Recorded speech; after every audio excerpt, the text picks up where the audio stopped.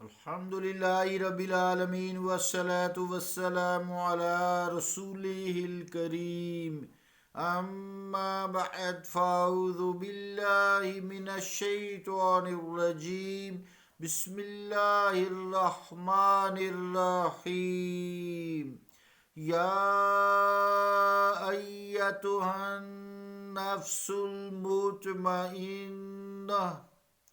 ارجعی الی ربک راضیۃ مرضیہ۔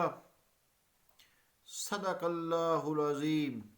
واجب الاحترام سامعین، السلام علیکم ورحمۃ اللہ وبرکاتہ۔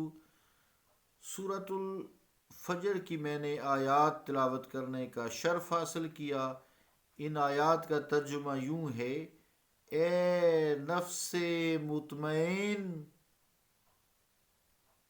چل اپنے رب کی طرف اس حال میں کہ وہ تجھ سے راضی اور تو اس سے راضی۔ اللہ کا قول سچا ہے جو بڑی عظمت والا ہے۔ عزیزان گرامی قدر، سب سے پہلے ہم نے جو نفس امارہ جو گناہوں پہ اکساتا ہے وہ نفس کیا، جس کا ذکر تھا لا الہ الا اللہ۔ 40 دن ہم نے کیا، روز کا یہ 1750 مرتبہ تھا۔ دوسرا جو نفس ہم نے کیا، نفس لوامہ۔ جب انسان سے کوئی گناہ ہو جاتا ہے تو یہ ملامت کرنے والا نفس ہے۔ سارے یہ قرآن کے لفظ ہیں۔ اس کا ذکر ہم نے 40 دن کیا اور 1500 روزانہ تھا اور 60,000 تھا۔ نفس امارہ کا 70,000 تھا۔ اسی طرح تیسرا نفس جو ہم نے کیا تھا وہ تھا نفس ملہمہ، نیکیوں پہ ابھارنے والا نفس۔ اس کا ذکر تھا یا ہوا انتا ہو، تو اس کو بھی ہم نے 40 دن کیا۔ یہ 1250 مرتبہ روزانہ تھا اور 50,000 جو ہے 40 دن میں ہم نے پورا کیا۔ چوتھا نفس جو تھا وہ نفس مطمئنہ ہے۔ نفس مطمئنہ وہ ہم نے کیا یا حیو انت الحی، تو یہ 1000 مرتبہ روزانہ تھا اور یہ نفس مطمئن تھا کہ اس میں انسان کو اطمینان ہو جاتا ہے۔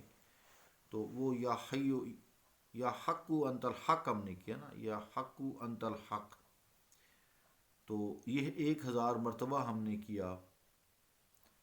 تو اس کو 40 دنوں میں ہم نے 40,000 مرتبہ پورا کیا۔ آج ہم جو نیا نفس شروع کریں گے وہ ہے نفس راضیہ۔ اس آیت میں بھی ہے ارجعی الی ربک راضیۃ مرضیہ۔ اس میں دونوں نفس ہیں جو آیات میں نے پڑھی ہیں۔ یا ایتھا النفس المطمئنہ، نفس مطمئن، اے نفس مطمئن، ارجعی الی ربک راضیۃ مرضیہ، چل اپنے رب کی طرف اس حال میں کہ وہ تجھ سے راضی اور تجھ سے راضی۔ تو آج نفس راضیہ ہم کریں گے۔ اسے 5ویں نفس سے موسوم کیا جاتا ہے۔ بعض مشائخ اور صوفیہ نے نفس مطمئنہ کے بعد بقیہ نفوس کو الگ ذکر نہیں کیا۔ ان کے نزدیک راضیہ، مرضیہ اور صافیہ، یہ سب کاملہ، سب جو باقی نفوس ہیں، 7 جو نفوس میں سے ہیں، وہ نفس مطمئنہ ہی کی اعلیٰ حالتیں اور صفتیں ہیں، جس میں رب بندے سے راضی ہو جاتا ہے اور بندہ بھی رب سے راضی ہو جاتا ہے اور انسان کافی حد تک کامل ہو جاتا ہے۔ چونکہ ان کے خواص اور احوال سابقہ نفوس کی طرح بدلتے چلے جاتے ہیں، اس لیے انہیں الگ کچھ علماء اور مشائخ الگ اقسام کے طور پر بھی شمار کرتے ہیں۔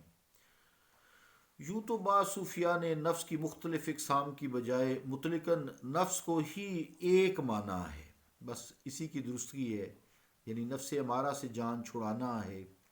انہوں نے اس کی حقیقت و ماہیت پر گفتگو کی ہے اور اسی کی صفات و احوال پر کلام کیا ہے، حتیٰ کہ انہوں نے نفس امارہ، نفس لوامہ، نفس ملہمہ کو بھی اسی ایک نفس میں شامل کیا ہے اور اسی ایک کی نفس کی یعنی بری اور اچھی حالتوں یا خصلتوں سے اسے تعبیر کیا ہے، انہیں الگ قسمیں نہیں سمجھا۔ تو بہرحال مختلف خیالات ہوتے ہیں، جس طرح انسان کا دل مطمئن ہو جائے۔ تو دونوں صورتوں میں بات ایک ہی ہے، صرف فہم اور اظہار کے طریقے الگ الگ ہیں۔ اگر انہیں نفس کی مختلف حالتیں تصور کر لیا جائے تب بھی یہ درست ہے کہ اس کے خاص اور احوال اور اثرات اور کیفیات تو بدل گئی نا، وہ پہلے کی مانند نہ رہیں تب بھی ٹھیک ہے، ان کے احکامات بھی بدل گئے، ان کے ذکر بھی بدل گئے تب بھی ٹھیک ہے، اور ان کے حاملین کے درجات اور مراتب بھی بدل گئے تب بھی ٹھیک ہے۔ اس لیے جن صوفیاء نے الگ اقسام قرار دیا ہے، ان کے بیان سے بات میں زیادہ نظم و ضبط پیدا ہوتا ہے اور سمجھنے میں زیادہ سہولت پیدا ہو جاتی ہے۔ انسان سمجھ کر جب کرتا ہے تو وہ اس کے لیے بہت ہی فائدہ مند ہوتا ہے، ورنہ یہ مسئلہ بحث و اختلاف کا موضوع نہیں بننا چاہیے، کیونکہ ان سات جو نفس ہیں ان کے اقساموں کو سمجھنے میں سارے قرآن مجید سے یہ الفاظ ہیں: نفس امارہ، نفس لوامہ، نفس ملہمہ، نفس مطمئنہ، نفس راضیہ، مرضیہ، کاملہ، یہ سارے سات نفوس ہیں، قرآن مجید کے ہی الفاظ ہیں۔ پھر ان کی صفات اور احوال بھی الگ الگ ہیں۔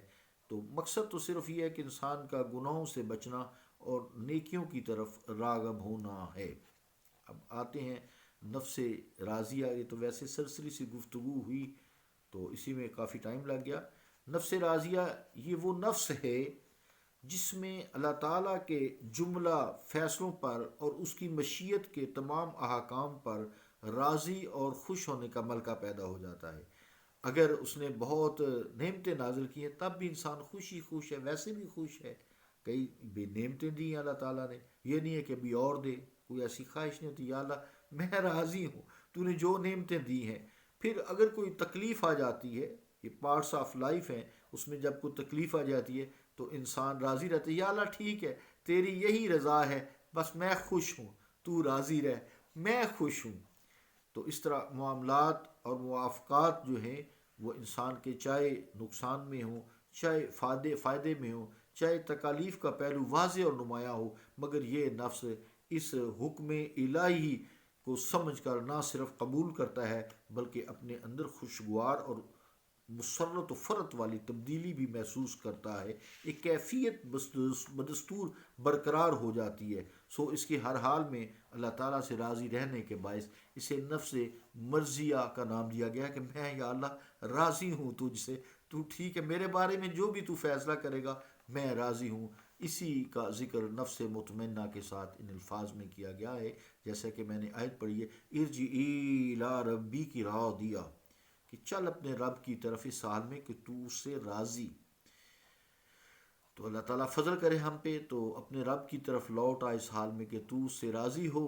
حضرت زکریا علیہ السلام نے جب بارگاہ الہی میں بیٹے کے لیے دعا کی تو ساتھ ہی عرض کیا تھا کہ وجعلہ ربی رضیہ، اور اے میرے رب اسے اپنی رضا کا حامل بنانا، یعنی وہ ہر حال میں تجھ سے راضی رہے۔ سورہ مریم کی یہ آیت ہے۔ تو انشاءاللہ اگلے کلپ میں بات کرتے ہیں نفس راضیہ کی صفات اور اس کی مثالی صورتیں تھوڑی سی۔ صلی اللہ تعالیٰ علی رسول خیر خلقہ محمد وعلی آلہ واصحابہ اجمعین برحمتک یا ارحم الراحمین۔